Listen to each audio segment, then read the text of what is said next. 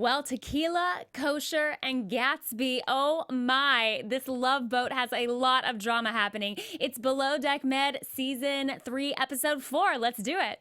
You're tuning into the destination for TV superfan discussion, AFTERBUZZ TV. And now, let the buzz begin. I think it's so appropriate. I love it. Oh my God, so much tequila. All of the tequila, which I'm really not mad at. No, never mad about tequila. Although I am kind of mad at how irresponsible they got with all the tequila, but we get more on that later. Hi, you guys. I'm Laura L. Thomas, and we are here to talk about Below Deck Med. So excited. To my left, I have a lovely co-host. Hey guys, I'm Kayley Stumpe. Oh my gosh! And we're breaking down everything about Episode 4 called Demand and Supply, and boy, was there a lot of demand on this charter, y'all. A lot of tequila demand, that's for sure. Crazy. Well, we're super excited. We're going to get into it. Plus, we have some news, a lot of news lately, which is going to be really fun to break down. And a special segment that we have planned for you guys as well. So, that's right. Before we get into all of that, Kayley, tell me about this episode. What do you think? I loved it. I love all the love triangles. It was hard to keep up. Just so many different love webs throughout this episode. I think I wrote down at one point, I think this might be my favorite overall crew that I've seen on a boat yet. I know. Everyone's so fun to watch, and I don't know, there's like a hints of drama and hints of romance. It's a lot of fun. Well, they're all just all of the characters, all of the crew members are so diverse and so different, and they all bring really a different flavor and energy to the show and to the boat. So it's really neat to see how they've all.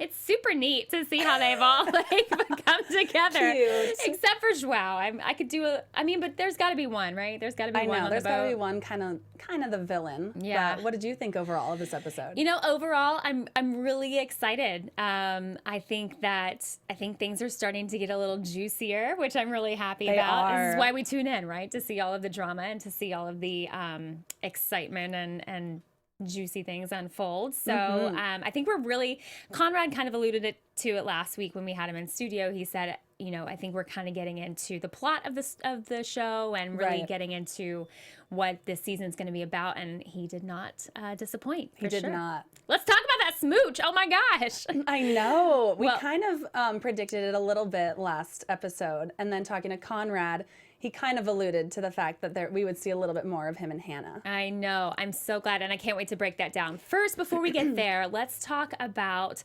last week's guests that were on, Jen Burman and her crew. We see them depart from the boat, and Captain Sandy really goes after Adam and Hanna for the service. Yeah, she digs into them, and usually Captain Sandy is so sweet and much more chill, but at the very beginning of this episode, and then the very end of last episode, the way she goes in on Hanna, then in on Adam, and then she brings up how Conrad messed up as well. Right. I feel like that was a different side to Captain Sandy that we've seen. We haven't seen this. We haven't seen her. We've seen her lay down the law, but we haven't seen her.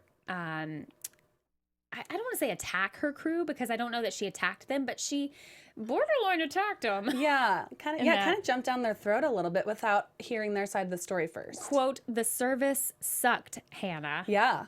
Oh, I mean, that's enough to make anybody cry. And I don't know that I've ever seen Hanna tear up on camera before. I've never seen her get that emotional. It clearly affected her as well. Now, and then she also kind of throws Adam under the bus as well. And Adam comes to his own defense and says, I carried that charter. Do we agree? Do we think that Captain Sandy was too hard on the crew, or is she, as the captain, allowed to set what might be unreasonable expectations for her crew? I think she should have heard their side of the story before kind of jumping down their throat, especially with Adam when they did the montage of all of the dishes and the cakes and the desserts that he made for the last charter. And he did say, I carried that boat, they couldn't do any of the toys and jet skis and everything. That was kind of true.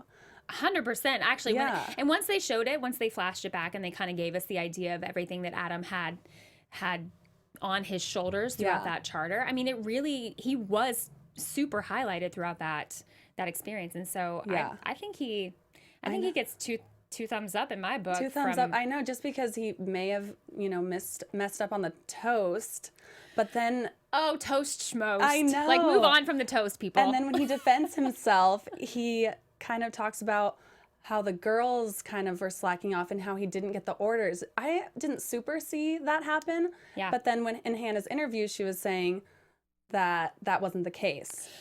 Well, do you think that Adam was telling the truth? Well, as we see in this episode, I mean, this might be a theme, and it could be a theme with the fact that Casey's not feeling well and she's down. It could be, I think from the beginning we've seen that the interior has not stepped up their game quite like they should. And I don't know whose shoulders that really falls on. I mean, ultimately, I think responsibility-wise, it falls on Hannah's. But I don't know that Hannah's doing any less than what she could do. I mean, I think she's working her butt off trying to please all of these guests. I think they just have had crazy high expectations of their staff. Yeah. All of the guests that have come on so far. So it's kind of hard to say. I don't know. I guess we'll see how it kind of shakes out for the rest of the season. The guests have been pretty rough this season, but also I feel like Hannah has become a little bit softer in comparison to past seasons. So I wonder if in past seasons she was a little bit harder on people, and now in this season she's a lot more chill. Like, she is so sweet with Casey and so sweet with Brooke. I don't know that I call her sweet with Casey yet. I mean, I think she's tolerating Casey right now. She's tolerating it. Because at the end of the day, she knows that right now this is what I've got. Until I don't have another option, this is what I've been given. And so I got to kind of make lemonade out of lemons that I've been given. And I think that's all she's trying to do, because in her confessional, she's clearly is like, girl, get it together. Frustrated. And I can empathize with that. I know Conrad also alluded last week whenever we chatted with him that Casey's going to end up surprising us, and I'm still waiting. I'm waiting to be surprised. She was trying so hard not to be seasick. I know, she worked her butt off, but we got to give that to her. I mean, I guess she's stepping up as much as she can, but she's still working at like a turtle pace. So oh my God, somebody needs to put a nickel in it. Get that horsey going. Anyway, so and then Joao talking about all of his battle wounds. I thought that was kind of strange, like going over. That was so funny. It's because Casey said she loved scars. So once again, Joao's flirting up a storm with Miss Casey, and then Brooke. And I know. Speaking of that, this boat is turning into the love boat, y'all. Total love boat. Oh my gosh. Okay, so we have Joao is into both Casey and Brooke. Brooke is into Adam. Colin is into Brooke. Conrad's into Hannah. Hannah's into Conrad. Hannah's into Conrad. Which, okay, guys, you'll have to like follow us both on Twitter, because I was literally dying at that whole moment, their smooch moment between Hannah and Conrad. Oh my god! No wonder he was so blushy last week. He was blushing. He didn't want to divulge any details. Conrad. Now we know what he happened. doesn't kiss and tell, and I can appreciate that about a man. So true. Oh, it's so adorable. How do you feel about that? Do you think do you like them as a couple? I do. I feel like Conrad is a lot softer and sweeter, and Hannah's a little bit more rough around the edges. But yeah, seeing Conrad with Hannah, it was so sweet. I almost feel like that's what Hannah needs. Yeah. I think Conrad, for as young as he is really mature and very very wise and grounded, and seems like he can shoulder a lot of responsibility and a lot of emotion. And I think what Hannah needs is a man who's going to allow her to be vulnerable, which I think Conrad does. He's understanding and sensitive enough to shoulder that strength that Hannah puts on a lot of the time, or not even puts on, just wears like a coat of armor almost. I think he really allows her to be able to take that coat off and be soft and vulnerable, and we see that a little bit in this episode. So yeah, I'm a big fan. Yeah, she really appreciates his soft side and his sensitivity and sweetness. Please let them work out. Please let them work out. Oh, I'm going to keep my fingers. But I never would have guessed them as a couple before. Even in the first couple episodes. No, not in episode 1. If you had told me who was gonna get together, I don't know that I would have done that one. But I'm happy that's happening. So, and then let's talk about. So then let's move on to the love triangle. Okay. You've got Joao, Casey, and Brooke. Yes. So Brooke and Joao, if you remember last week, had a little thing after their night out that Joao Jezebel did not remember the next day, which makes me roll my eyes, but here we are. Yeah. So of that love triangle, who do you think is better suited for Joao? Brooke or Casey?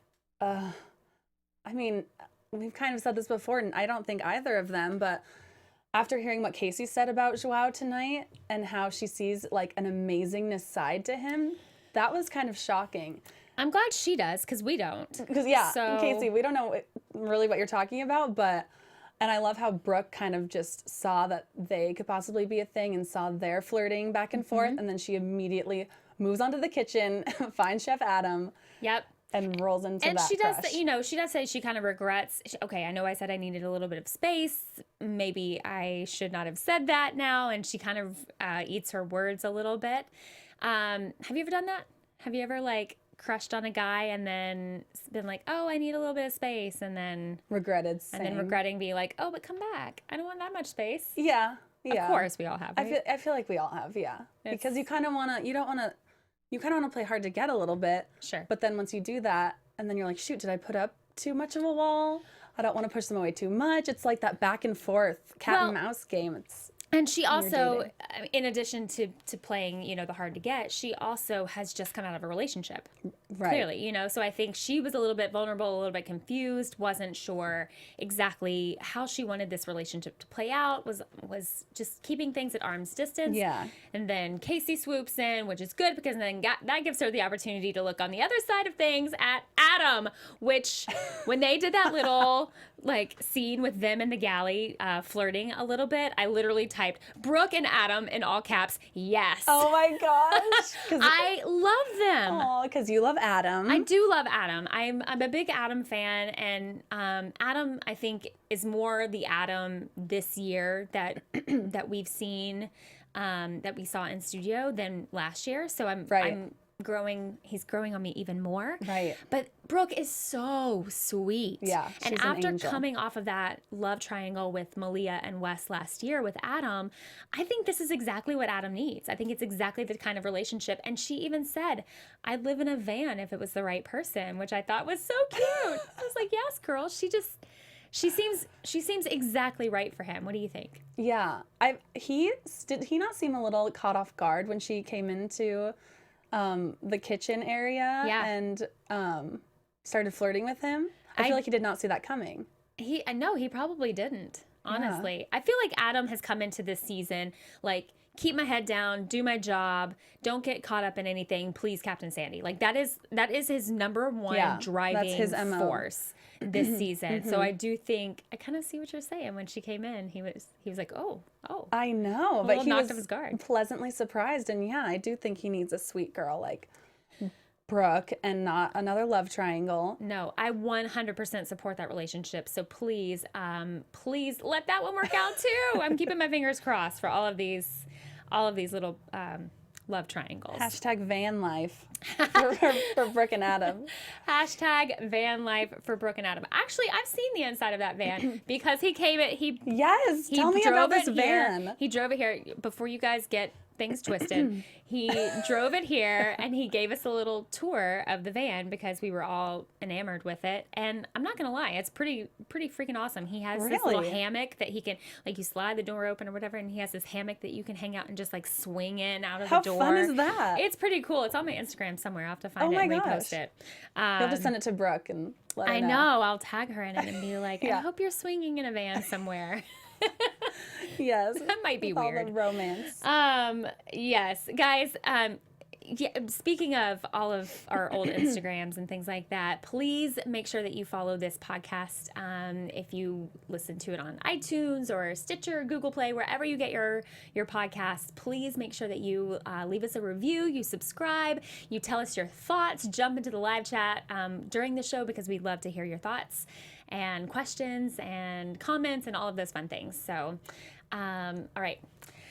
Finally, Okay, what else? let's just take a big deep breath in before we jump into our final topic of the night, which are these guests. Where did they find these people this year? It's unbelievable this year. Holy mackerel. So we have a whole new crew of guests that come on. Honey is the lead, is the primary. She's kosher. Yes. No one else apparently is, but she is. So we get all of this kosher food.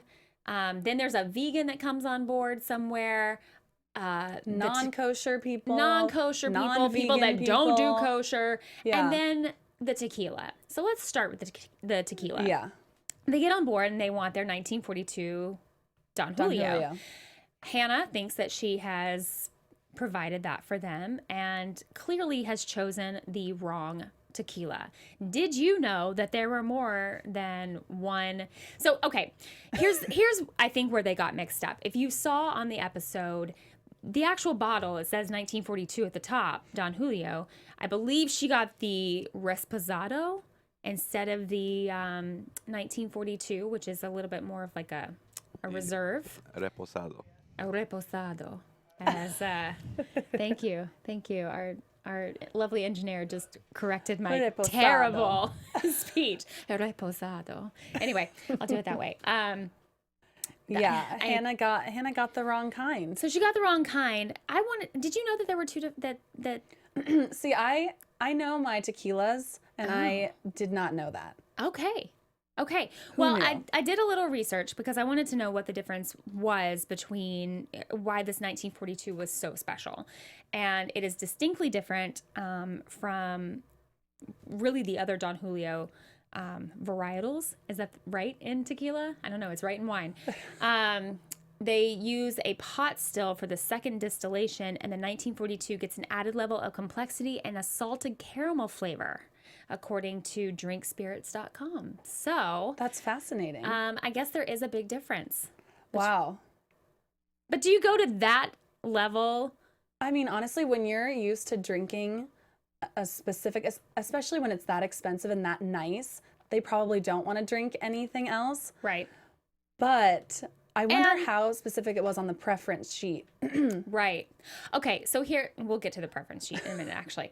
I did not know that it was so but I guess if you're paying what, $300,000 per charter, I guess if it's the wrong tequila, it's the wrong tequila. If I get on board and somebody has, Like the wrong wine. well, I was gonna go with vodka, but Oh, love vodka too. I mean, I'm just saying, like, if you got Smirnoff or whatever, and I asked for Tito's, Right. or whatever, none of these. There's a difference, and There they're is a clearly difference. obsessed with tequila. That's the first thing they Yes. wanted was a shot of tequila when they came on board. And if it's something that you're used to drinking all the time, I can see that would be Right. something that But- is like, oh, this is a bummer. It was an honest mistake. It was an What honest can you mistake, do? but And Hannah got it as quickly as she could. yeah, and it blew up. But I'm glad we got it. I'm glad we got there. Thank the tequila gods. So then we move on to lunch. The guests were overheard as saying, "How come nobody's out here helping us?" So here we are again. The interior is not stepping up, not doing what they are, not doing, I guess, as great of a job as the guests would like.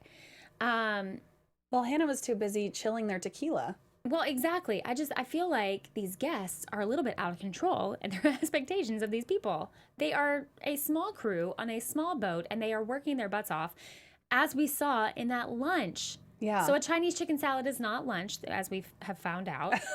That Jeez. apparently it was a 4-course lunch to Adam. Too much.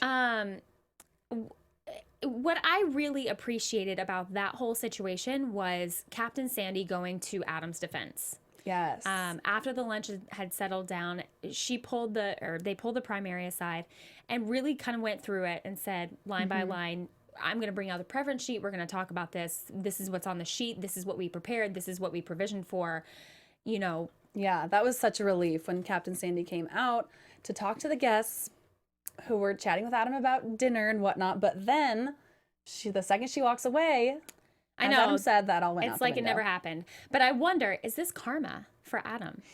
Because last year he was so against following the pref sheets. True. Is this karma? Is this payback for Adam this year to get to so far have 4 guests or 2 guests, 3 guests come aboard his boat and completely go off their pref sheet. Right. Is that karma? Probably. I mean, and he was trying so hard this season at the very beginning saying he's going to go by the preference sheet. No more onions in people's food that don't like onions. Yeah. And then the preference sheets come along and it's food. It's all different kinds of food.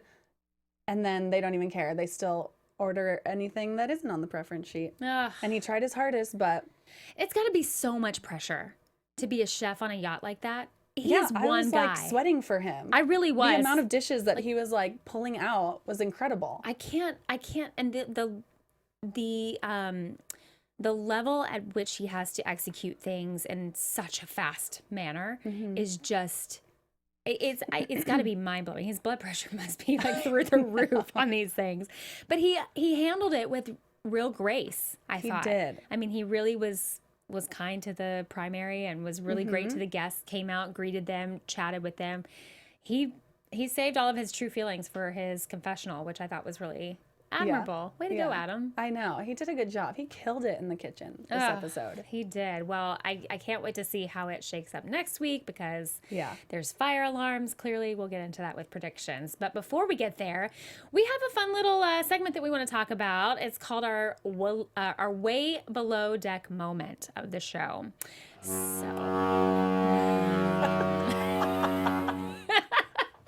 I love it. It is. I mean, if that's not offensive, I don't know what is. Oh my God. So, what basically this is a moment that we want to point out in each episode that we thought it was either guest behavior, crew behavior, something somebody said, something somebody wore, just kind of an offensive or below the deck moment. Yeah. From the show. So, do you have one? I do. Give it to me, sister. Okay. Joao making Jamie cry. Oh, yeah. She did get very upset, but honestly, so she overslept her nap. Right. She claims it was by 15 minutes. He said it was half an hour. Yeah, Joao said it was half an hour, whatever. But Jamie comes upstairs, and I just feel like he's so condescending to her. He's condescending to everyone. That's who he is. And of course, he took advantage of the fact that Conrad wasn't on the boat. Right. So he immediately, took the boss role and kind of talked down to Jamie. Right. And that obviously made Jamie upset. And poor Jamie started to cry and had to call her mom. I know. I would too, though. I know. would too. It was unnecessary. Yeah, I thought that was just tacky of him. I think it was tacky that he asserted himself in that position of authority and took that moment to kind of take advantage of that without Conrad on the boat. And I like how Conrad kind of put him in his place the minute that he got back. He did. So, He's good at putting Joao in his place. Yeah. Good job, Conrad. I'm very happy about.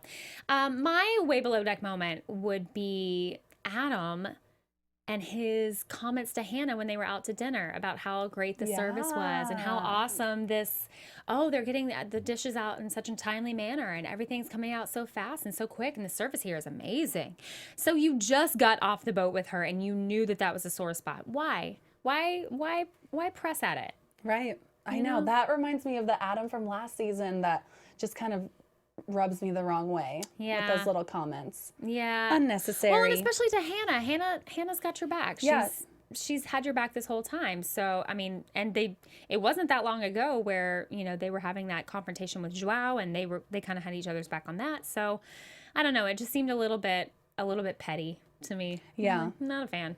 I know. Not a fan. Do we want to get into some chats? Yeah. Oh, yeah. Do we have anybody in the live chat with us right now? Sky is with us. Hi, Sky. Hi, Sky. Thanks for tuning in. Let's see. Sky said, Hannah, what's happening with her? Is she giving up on her job or is Captain Sandy giving her tough love? I think Captain Sandy respects Hannah a lot. And I think that's one of the reasons why she presses Hannah harder. I think that's why she presses Adam harder. Yeah. I mean, she obviously has had a relationship with them longer. She's worked with them before. So, you tend to expect more of the people that you're closer with in any relationship. And I think that's really all it is. I think she's just expecting more out of them because she knows what they're capable of. Yeah. And I like that she holds them to their standard. I do too. And Sky agrees with you as well. Oh, thanks, Sky. Chef Adam, oh my God, Brooke and Adam, yes, please. Yes, please, right? Oh, yes, please make that happen. Oh, I just think it would be so good. Yes. Anybody else have anything to say?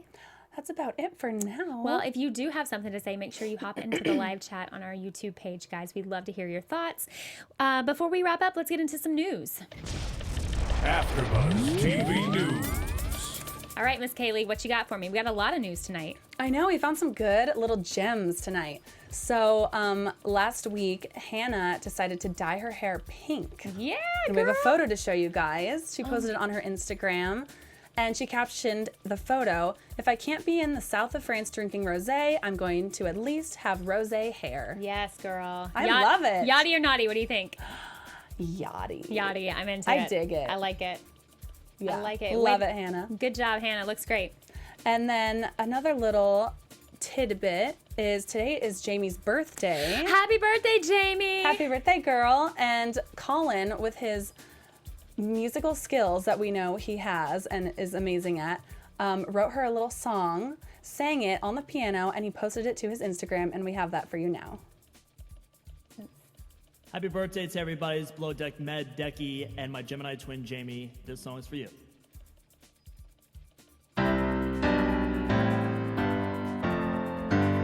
Yeah, check it. So I heard that it's your birthday, baby. Everybody drink up. Let's cheers to the birthday girl. Let's all raise a cup. You're another year older, baby. Don't you cry. You know that age gets better just like a fine wine. Here we go. This is my song from me to you. He's great on the piano. You will Oh my always be gosh, my who knew he could Gemini, sing baby, so well? Take it in. Let's have some fun, lady. You will always be my Gemini. Oh my baby. gosh, This is okay. my song from me to you. He's So- amazing. You will I'm just going to Colin, throw you are this so out there. talented. Colin, my birthday is June 28th. I would like to request a birthday song. Yes. We'll get back to that later, but I'm just going to throw it out there. Maybe it might happen. Amazing. So sweet, though. He is so sweet. And to top off the news, both Captain Lee from Below Deck Yes. and Kate Chastain, who was the head stew on other charters, both tweeted their love for Colin. They're both obsessed with Colin. Even Yep. Captain Lee, he was very stern. You wouldn't expect this from him, any love. Right. He said about Colin, "What a breath of fresh air." Oh, that's so cute. So and Kate was sweet. like, "I'll walk him, I'll feed him. Can we please keep him around forever?" She Yeah. was tweeting that. I thought that was really great. So cute. So I do hope that we get to see this this Colin that is, you know, so lovely on Instagram. I hope we get to see it on the show, which I have a feeling know. that we will. I know. I want to see more of him. Nobody said a bad word about him yet, so I love that. Way to Yeah. go, buddy. Okay, so predictions. Let's do predictions. And now, your AfterBuzz TV predictions. With spooky lights and everything. Ooh. Okay. My prediction is Brooke and Adam. Boom. Love Said it. Done. I mean, I guess I should probably come up with something else because I've been saying that No, this you're whole like time, championing them. No, I really Gotta stick am. with them. I really am. I will tweet you. I will follow you. I will do all of the things. Brooke and Adam, let's make this happen. Let's do it. Aw, I love it. Brooke and Adam. Yep. So my prediction is it's not as positive. Oh, no. I am nervous that Conrad might pull away from Hannah. No. I know. Don't break my heart. I know, because in the very last clip and throughout the episode a little bit, in his interviews, he was kind of wary of dating a member of the crew, and that's his rule. And then at the very end, in a little clip, we saw him kind of address that more. So I'm kind of nervous. Oh, I hope that doesn't happen. Or maybe they're able to still stay together and maintain their professionality and save their smooches for off the charter. I don't know if Hannah can do that. I don't when know she's either. into a boy, she's into it. She is. You're right. I don't know. We'll have to see how this all shakes out, you guys. Make sure to join us next week. Thank you so much for joining us tonight. This has been super fun. Oh my gosh. So much fun. I'm Laura L. Thomas. You can find me on Instagram and Twitter at Laura L. Thomas TV. And I am Kayley Stumpe. You can find me on Instagram and Twitter at Kayley Stumpe and listen to my podcast, Sex and Studio City. Yeah, let's do it. All right, guys. We'll see you next Tuesday. Have a great night. Bye. Bye. From executive producers Maria Menounos, Kevin Undergaro, Phil Svitek, and the entire AfterBuzz TV staff, we would like to thank you for listening to the AfterBuzz TV network. To watch or listen to other after shows and post comments or questions, be sure to visit AfterBuzzTV.com. I'm Sir Richard Wentworth, and this has been a presentation of AfterBuzz TV. Buzz you later. The views expressed herein are those of the hosts only and do not necessarily reflect the views of AfterBuzz TV or its owners or principals.